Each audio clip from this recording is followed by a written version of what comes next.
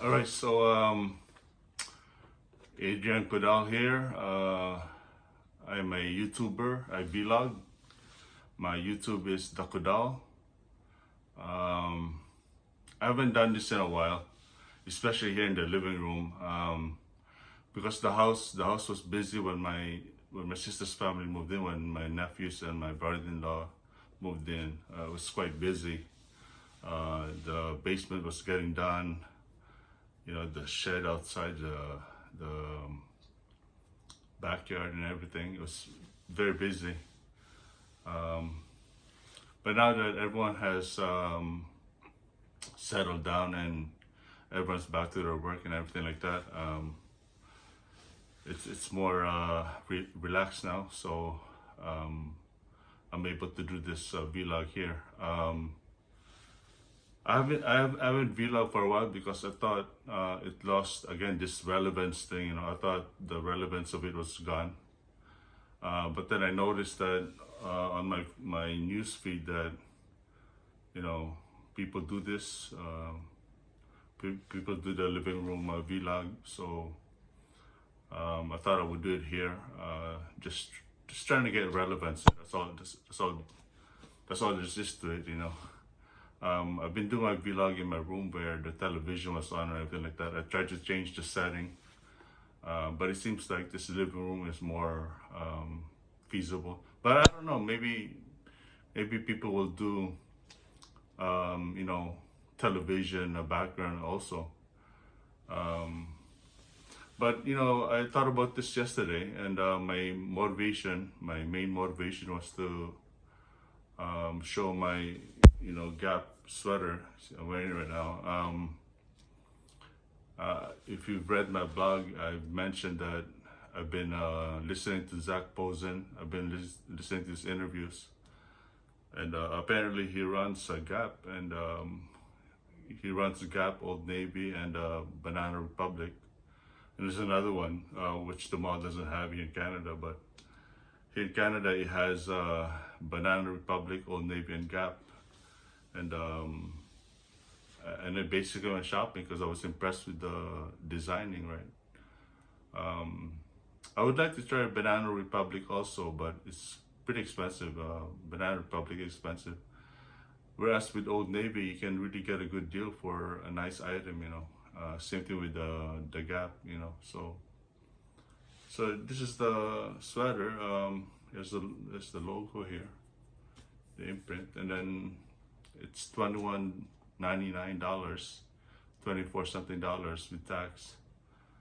And I'm basically planning on buying the whole collection. There's blue for it, there's black and gray, and I'm planning on buying all four.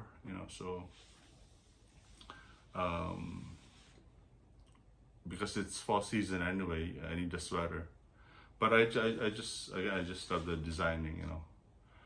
Um, I what the style of content with my vlog basically went to my blog, and I mentioned the different places I go to.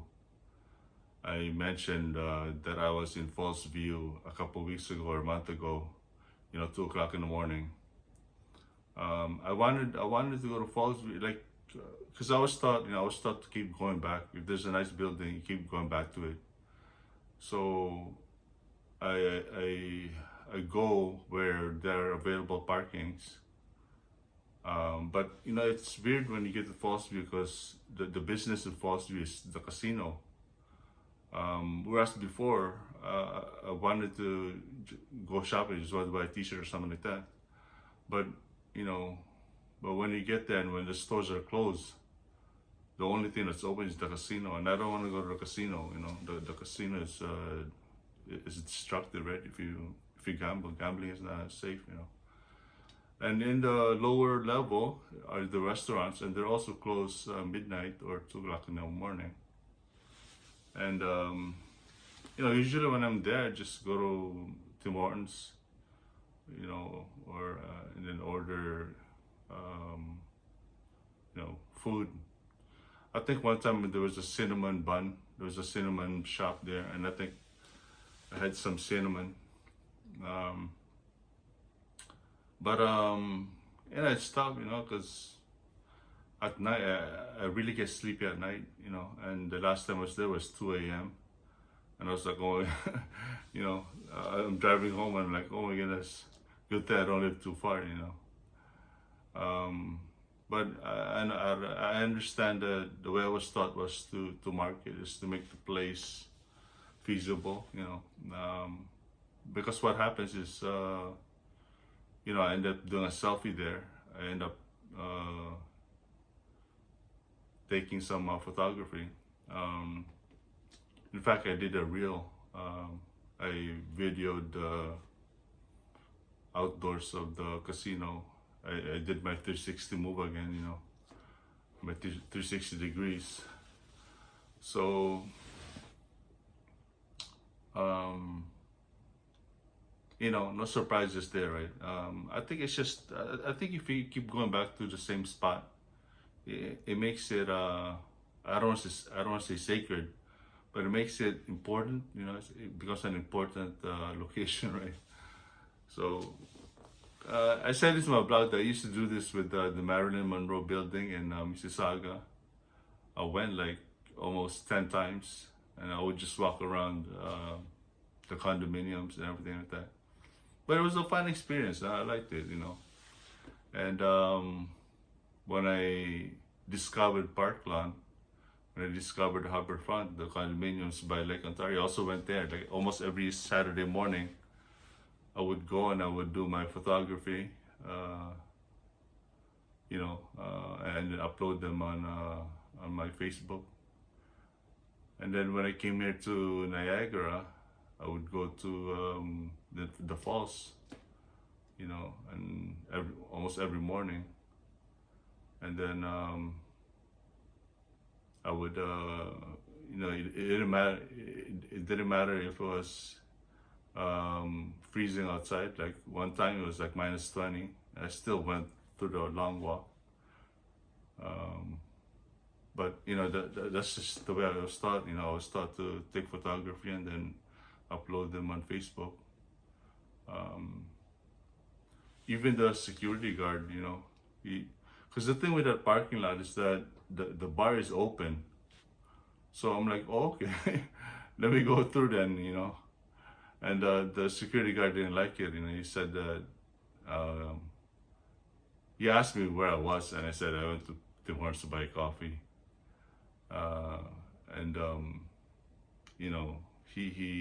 He said that it's a handicap parking where I was at, but I didn't see the sign. There's no sign of a handicap. So he let me go. But then I was like, oh, I'll never go again. Because, security guards are strict, right? They could fine me a lot of money, But, at the bottom of Clifton Hill, there used to be free parking there. So I don't know which is the next parking lot that's free, because my parents and I, we have this tab, right?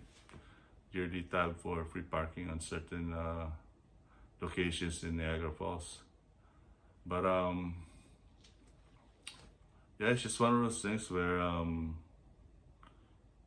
again, I was taught, and then I would go by the water, I would go by the falls, and I would just photograph everything, even the flowers. And you would see this on my Facebook. If you go to my photo album on my Facebook, you would see it, So, yeah, I did a lot of photography. Even Toronto, like in the morning, I would go to Chinatown. And then, before I used to park my car by Spadina in Chinatown, and then I would walk from Spadina to almost Front Street. I did Front Street a couple of times, but I would either go from Queen Street or Front Street, and I go to Yonge, and I walk all the way up to Bloor. But I have some nostalgic feeling, it's very nostalgic around Young and Bloor. I understand that the scenery has changed in Toronto. People are different now in Toronto, but 10, 15 years ago, I think, you know, because the store there is Tip Top, right? And I like to dress up, I like to buy stuff at Tip Top. But when you have these, I don't want to say failed relationships, but when you have these relationships in your mind, because women here in Toronto, they're very social here in Toronto. Women are open here in Toronto, and I just don't talk to them on the internet. What I do is I would really, travel and see them face to face. See what the business is, right? So, but it's sad because life here in Canada is not easy. Like, people come here think that it's gonna be, rainbow and sunshine and rainbow, right? But women kind of approach me because they feel that I've made it. I've made it here in Canada. But that's not really the case. Like doing social media is helpful for saving money, right? Like, I don't really care if no one watches it. It's for my benefit. Because money is the mind. If your mind tells you to spend your money, you will spend it, right? But if you divert your mind away from spending, you put your mind through this camera, or you put your mind on a video game, then you're not spending any money and you're safe at that point. But a lot of these people, they're neither kind, and they think there's gonna be tons of money, so they blow their money on the outlet mall, or they go to the casino. But I was taught that keep your mind busy, keep your mind on this social media thing, Instagram, YouTube, Tumblr, Facebook, and then just be safe financially, right? I understand that the work is tough, because a lot of work is warehouse. You might get a cubicle in an office, but cubicles are not easy either, right? So I don't know, like with mine, I've had it dangerously also. I mean, I was hospitalized, I was in and out of the hospital in my 20s. But you can't expect to just be rich sitting around, right? Like, you have to hit the road, you have to travel, all that stuff, right? You have to, bring your papers, have your void check, right? You want the direct deposit and everything like that, right?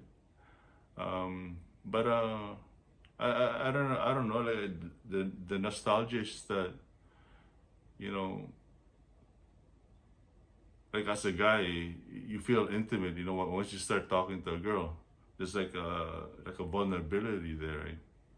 But when I walk Young and Bloor, the nostalgia is when I see the stores. I see the Tip Top, I see the Gucci, I see the Lacoste, and then when I go through there and went back in Spadina, I go to a restaurant, I go to a Chinese restaurant, order my my beef brisket soup, and everything's fine, But Toronto has changed a lot, like people really, the fashion of Toronto now is very different. Like I haven't gone because of the traffic. The road construction on Gardiner is immense. So I haven't gone back because apparently you wait 2-3 hours with the traffic to get through, and I don't want to wait that long. So I haven't gone. Hopefully in the near future, when things become easier, then maybe I can go. Anyway, bye, and thanks for listening. Have a good day.